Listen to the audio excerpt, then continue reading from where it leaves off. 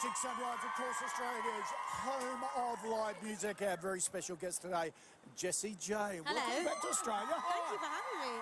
Now, tell us about this radical new look you've got. You've shaved all your hair off for charity. Why? Because I met a young girl about 2 years ago who needed to raise money to find out about this disease that she had, and she didn't know what she had. And it doesn't, a day doesn't go by when I'm not trying to help or make the world a better place. And it sounds cliche, but I was in hospital a lot when I was little. So as soon as I had success, I wanted to use it in a good way. So yeah, there's Comic Relief, Red Nose Day in the UK, and it's been going for about 20 years. And I approached them and said, let me be an ambassador and shave my head live on TV. So yeah, in March I went to a 0.5.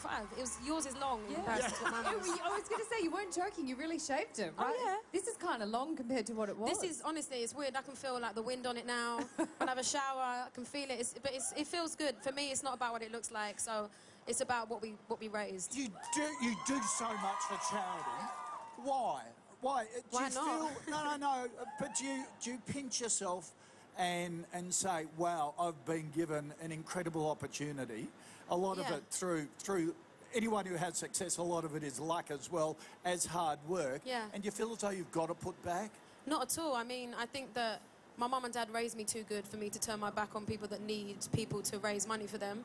And ever since I was younger, I've looked at people in the spotlight to go, notice me, you know, notice us, people that need new machines in hospitals or a house or some stationery at school. And why not? Why shouldn't I use my God-given talent to make the world a more enjoyable place? And they love special mum and dad you've got too. Yes, I'll say. You up. Now, listen, you're also, I mean, we can hear the fans here. It's amazing. We were just talking about it before. They are so passionate, and they know every single word, which must give you a great kick. You guys are helping me out. Trust me, there's so many songs in my mind right now. I'm going, The poor next girl verse. has had the worst flight ever. They'll help you out if you forget anything. Okay. But you're very connected to your fans on social media, aren't you? You've got millions of Twitter followers. The other day, you tweeted a photo of yourself as a kid, pulling a very cool pose in the front right. How different do you think that little girl is to what we see now? I suppose I'm me, so I live my life as me. So everything to me is normal. I don't walk around thinking I'm Jessie J. Does that make sense? Like, I am just myself. I'm Jessica. Yes, Ellen Cornish, thank you. But honestly, like, I enjoy being an artist as much as I be a sister, a daughter, an aunt, a friend. So that little girl is the same person. I just got bigger and just a lot famous. Yeah, fame is it's weird. But you were a makeup artist, a nail artist. You worked at Hamleys, the big toy store in London. For those people who aren't as close to you as your fans here, how did you get your big break?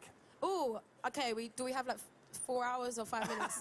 No, give us the executive summary. So a long, short story. I did musical theatre. I went to the Brit School. I wanted to be on stage. I wanted to be in musicals, and I auditioned for a girl band, which was for an anti-gun campaign, because I'm very about supporting things in this world that shouldn't be existing.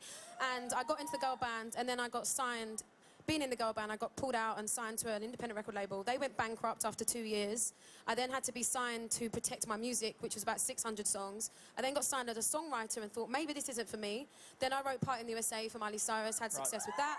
I wrote for Chris Brown, and then went to America because no one in the UK wanted to sign me. So I flew to America, I'd signed to an American label, then flew back to England, signed to an English label to make it worldwide, and then released Do It Like a Dude after 7 years of being signed. Wow. Gee, you're persistent. Yeah. Oh, I don't give up. I'm an Aries, if there's any Aries in the place. Aries. You know about us, we're difficult, but we love it. Yes, we know. Now, look, your new album is called Alive. It is! As we know. Just tell us Finally, about I can it. say it. Tell us about it. It's been a very, very emotional roller coaster writing this album. I felt the pressure and the expectation this time round. The first time round, no one knew me. No one wanted to listen to it, whereas this time people wanted to know the track listing, the single, the title, the album artwork before we'd even done it. And I felt that a lot. I felt the weird kind of need for it before the art had created itself. So as soon as I kind of let that go and I just enjoyed the process, I felt the light coming out of my voice into melodies.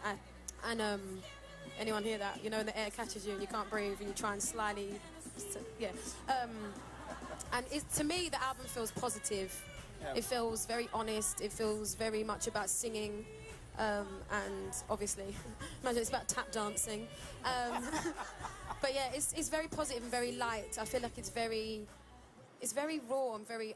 Right. If you put it next to the first album, when I was like, I know who I am and I'm raw and I'm not afraid to be me, yet I was covered in everything you could have, a wig, fake nails, you know, crystals on my mouth and crazy clothes, and I love that, but I've grown up a lot and I feel like I don't need to hide as much as I used to. Right.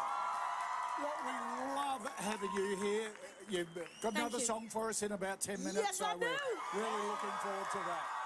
All right. You are watching Sunrise. 7 news headlines are next. And then we are back with the one and only Jessie J.